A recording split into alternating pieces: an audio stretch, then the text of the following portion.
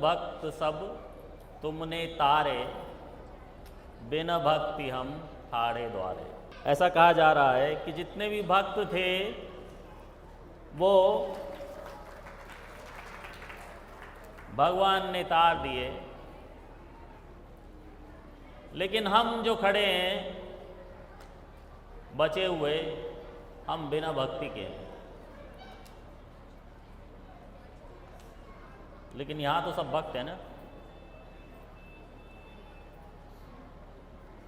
भक्त कभी अपने आप को ये स्वीकार नहीं करता कि मैं भक्त हूं। भक्त होना एक बहुत बड़ी बात होती है, कोई छोटी बात नहीं होती।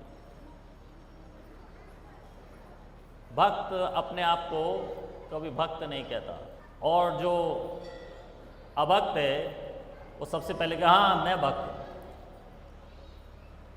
मैं ही भक्त हूं। आपको भक्त की परिभाषा जाननी है, मैं तो खड़ा हूं आपके सामने। तो शिव जी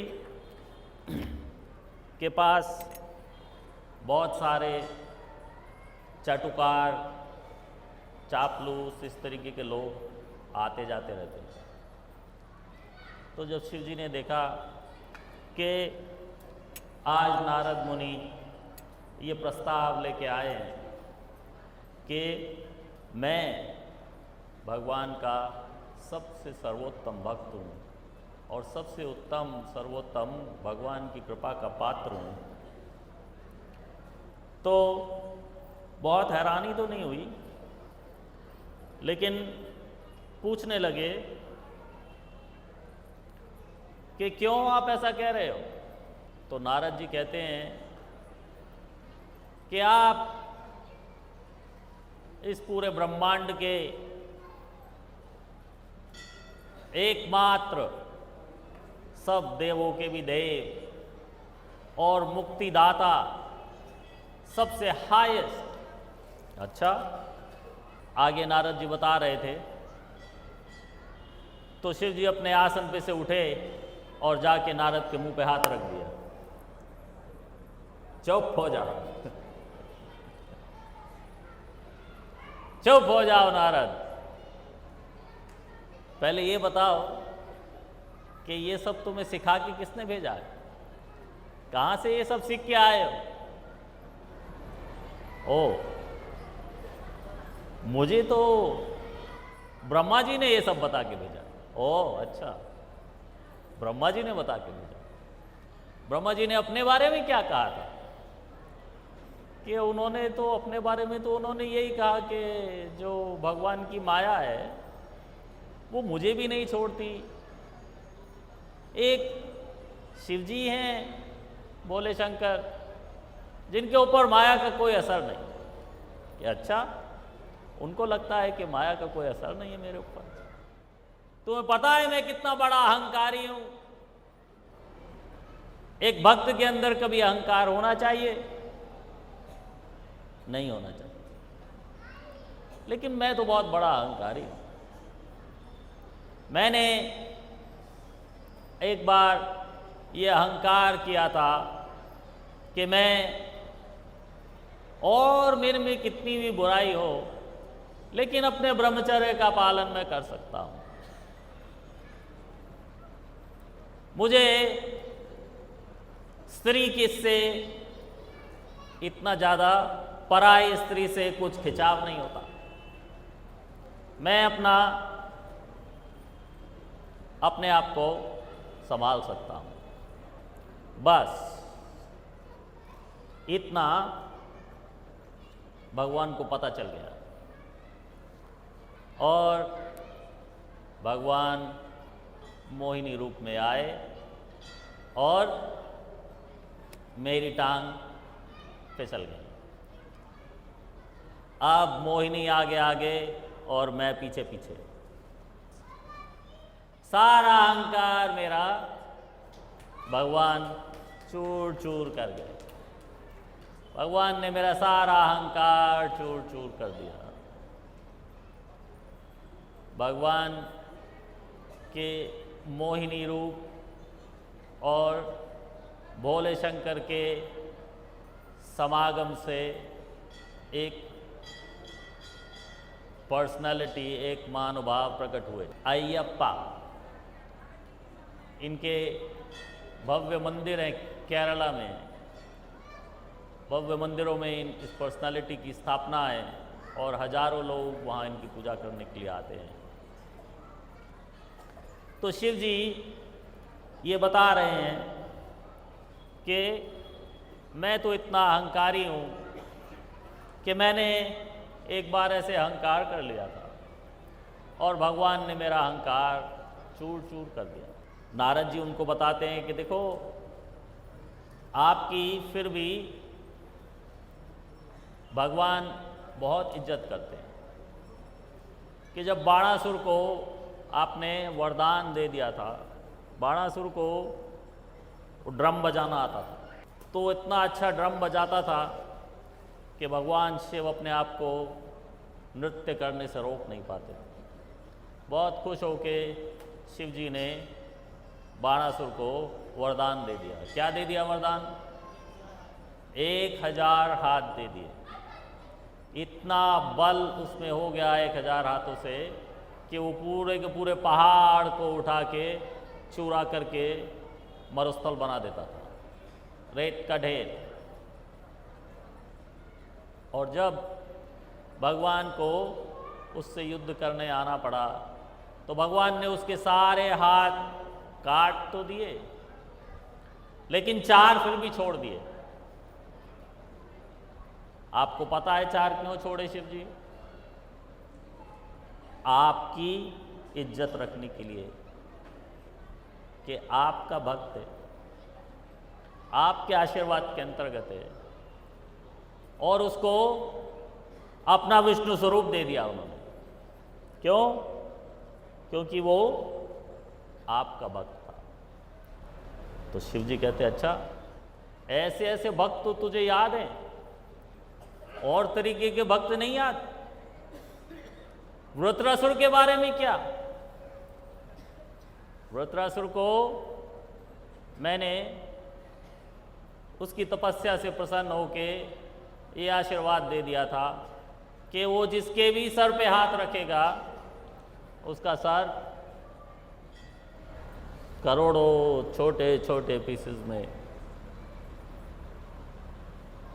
फट के फैल जाएगा। अर्थात वो किसी को भी केवल हाथ रखने से उसकी मृत्यु को पहुंचा सकता है। और क्या किया वृत्रासुर ने? एक भस्मासुर, वृत्रासुर, दोनों नाम आते हैं शास्त्रों में। भागवतम में वृत्रासुर उसी का नाम है और शास्त्रों में भस्मासुर उसी का नाम है।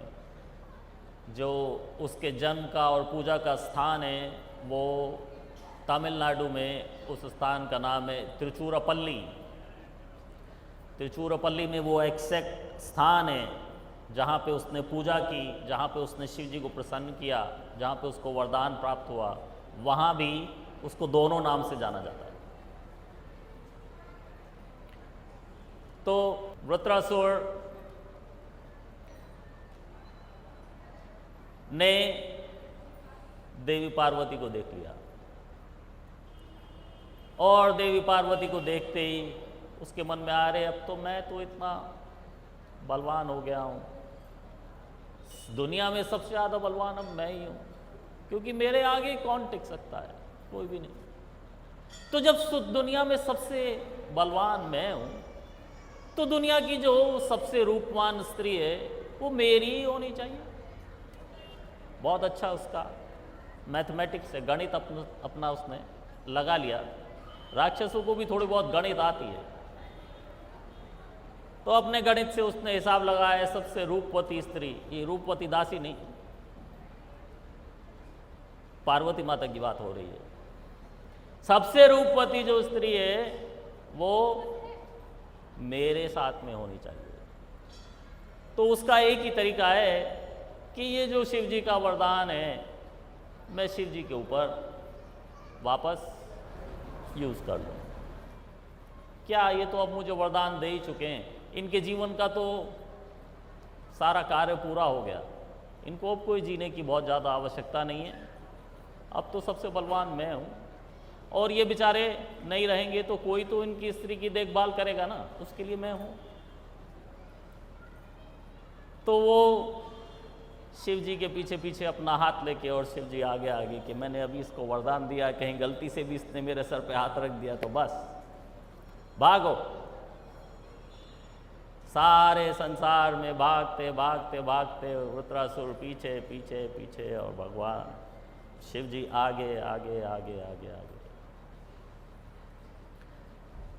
तो मन ही मन जब भोले शंकर को किसी की आवश्यकता होती है तो भगवान विष्णु से प्रार्थना करते हैं। विष्णु जी से प्रार्थना की कि मुझे बचाओ किसी तरह से इससे। विष्णु जी एक छोटे से बालक का रूप लेके आ गए दोनों के बीच में, और वृत्रासुर या भस्मासुर उसको रोक लिया और उसको उसके पिता के नाम से पुकारा। किसी को कोई उसके पिता के नाम से पुकारे तो ऑटोमेटिकली थोड़ा सा अटैचमेंट हो जाता है कि हाँ ये मेरे पिताजी को भी जानता है, और उससे मीठी मीठी बातें की। उसको कहा कि अरे तू तो बहुत बड़ा विद्वान है, तेरे जितना समझदार तो कोई जीव नहीं इस संसार में। मैं तेरे पिताजी को भी जानता था, वो भी बहुत विद्वान थे। तो ये राक्षस को धीरे धीरे समझ में आने लगा, हाँ शायद ये ठीक कह रहे हैं, मैं भी विद्वान हूँ और पिताजी तो विद्वान थे ही। तो भगवान ने उसको धीरे धीरे करके समझा बुझा लिया। फिर पूछा कि कहाँ जाना चाहते हो, इतनी जल्दी जल्दी में भागे कहाँ जा रहे हो, थोड़ी देर रुको बैठो थोड़ा चाय पानी। नहीं नहीं नहीं वो निकल जाएगा, भाग जाएगा। आपसे ज़्यादा बच के कौन जा सकता है, कितनी दूर जाएगा, बहुत दूर नहीं जाएगा, बैठो थोड़ा जलपान लेके फिर जाना। उधर शिव जी के सांस में सांस आई कि हाँ अब मुझे भागना बंद कर देना चाहिए, अब ये देख लेंगे विष्णु भगवान। उसको जलपान कराया, खिलाया पिलाया, एक दो लड्डू खिलाए कि हाँ थोड़ा शांत हो जा, थोड़ा सांस ले लो, और उसको बैठ के बात करने लगे। तो सारी बात भस्मासुर से निकलवा ली कि क्या, कि बस इतनी सी बात है, ये जो शिव है ना, ये आजकल ऐसे ही वरदान दे देते हैं। इनके वरदान में विश्वास नहीं करना। तुम्हें विश्वास है कि हाँ मुझे तो है, मुझे तो विश्वास है शिव जी के वरदान में। अच्छा तुम्हें अगर इतना ही विश्वास है तो अपने सर को हाथ लगा के देख लो। तुम्हें शिव, अभी तुमने कहा शिव जी के वरदान में विश्वास है ना, तो अपने सर में हाथ लगा के देख लो, अभी पता चल जाएगा। तो भस्मासुर को तो दिख रहा है ये मेरा बेस्ट फ्रेंड है इस दुनिया में, मेरे पिताजी को भी जानता है सब कुछ, मुझे मारने की तो सोच नहीं सकता, जरूर जेन्युइन बात कह रहा है। हाँ बात ठीक है, इससे पहले कि मैं शिव जी के सर को हाथ लगाऊं मुझे टेस्ट कर लेना चाहिए। तो शिव जी समझाते हैं नारद मुनि को कि केवल बाणासुर जैसे नहीं है, मैं तो वृत्रासुर जैसे को भी इतना बड़ा वरदान दे आता हूँ। और फिर भगवान को स्वयं कोई ना कोई रूप धर के मुझे बचाने के लिए आना पड़ता है। अगर जो मैं भगवान का सर्वोत्तम भक्त होता तो क्यों भगवान मुझे एक माया की दर्शन सिखा के शंकराचार्य के रूप में वेदों को शंकराचार्य के रूप में इस संसार में भेजते और इस माया का दर्शन भगवान ने इस संसार में एस्टेब्लिश करने के लिए मुझे ही क्यों चूज करते? मुझे नहीं लगता कि मैं भगवान की कृपा का सर्वोत्तम पात्र हूं। मैं बात मानता हूं कि भगवान की मेरे ऊपर बहुत कृपा है, भगवान की कृपा मेरे ऊपर बहुत है, लेकिन मैं पात्र नहीं हूं उसका। भगवान की कृपा मेरे ऊपर पूर्ण रूप से, लेकिन मैं उसका पात्र नहीं हूं, उसको मैं डिजर्व नहीं करता हूं। ये तो भगवान अकारण ही मेरे ऊपर दया करते हैं, मेरे ऊपर कृपा करते हैं, बिना किसी कारण के, केवल इसलिए भगवान की दया और कृपा मेरे ऊपर है। अदरवाइज मैं उस कृपा को डिजर्व नहीं करता। अगर कोई भगवान की कृपा का रियल पात्र है तो वो है वैकुंठवासी। जितने भी वैकुंठवासी हैं वो भगवान की कृपा के पात्र हैं। क्यों? ना तो उनका जन्म होता, ना उनकी मृत्यु होती। भगवान ने विष्णु का स्वरूप उनको दिया है, 4 हाथ, शंख चक्र गदा पद्म धारण करके वो लोग रहते हैं। उनकी आयु कभी नहीं बढ़ती, न जन्म, न मृत्यु, न जरा, न व्याधि, कुछ नहीं। 3 तरीके के ताप, जैसे कल बता रहे थे कोई महानुभाव, आदि दैविक, आदि भौतिक और आध्यात्मिक, तीनों में से कुछ अप्लाई नहीं करता, कुछ लागू नहीं होता वैकुंठवासियों के ऊपर। वैकुंठवासी भगवान विष्णु के स्वरूप में और भगवान विष्णु और देवी लक्ष्मी के सानिध्य में हमेशा रहते हैं। उनको सबको कहीं जाने के लिए एक एक वाहन मिला हुआ है। वाहन में सुबह को 12 बजे के बाद पेट्रोल डलवाने नहीं जाना पड़ता। 12 बजे तक तो पेट्रोल नहीं मिल रहा है ना। माताओं को नहीं पता है ये बात, मिल रहा है। चाहे कितने भी बजे मिले और कितने बजे नहीं मिले, लेकिन वैकुंठ वासियों के पास अपने अपने यान होते हैं जिसमें कोई पेट्रोल डालने की ज़रूरत नहीं होती, पीछे से कोई धुआं भी नहीं निकलता, उसको रिपेयर भी नहीं कराना पड़ता, कोई ट्यूनअप नहीं, कोई साइलेंसर नहीं, कोई रेडिएटर नहीं, कोई चाबी लगा के स्टार्ट नहीं करना पड़ता। कैसे चलता है? मन की गति से। सबके अपने अपने वाहन हैं और वो मन की गति से चलते हैं, क्योंकि वैकुंठ धाम इस संसार से कहीं ज़्यादा बड़ा है। कैसे?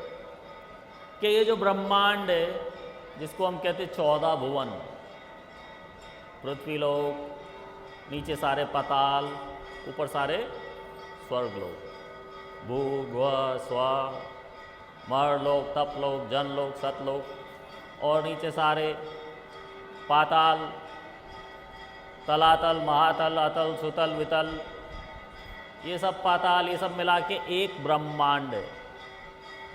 ये एक ब्रह्मांड इस सारे भौतिक जगत का एक बहुत छोटा सा अंश है।